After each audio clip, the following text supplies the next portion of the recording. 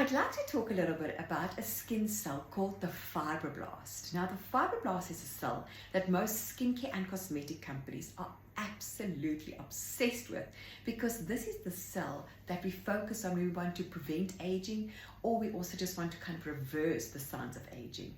Now, when you look at my diagram here, the top pink layer, that is your epidermis, and then the reddy orange layer, that is the dermis, the true living skin.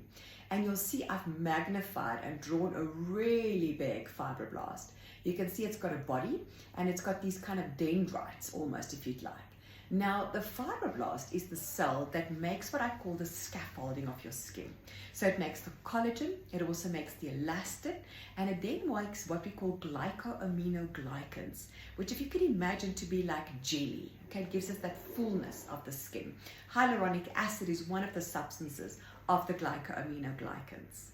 So the fibroblast is ultimately the one that's going to give you the volume as well as the strength and the flexibility of your skin.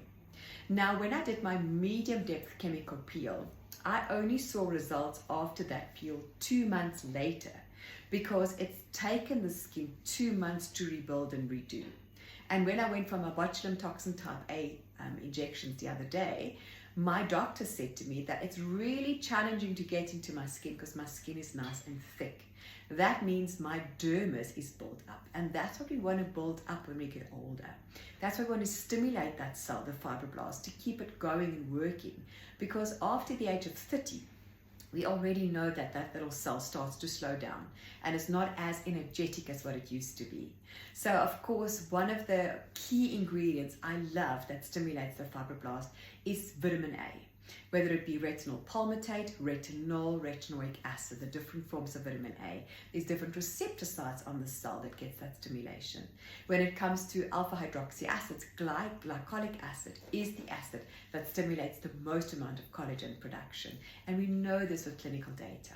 So the fibroblast is a very important cell, and even from a young age, we start making sure that we keep that cell very healthy, and by giving it good quality ingredients to give it the tools that it can work and make what it needs to make.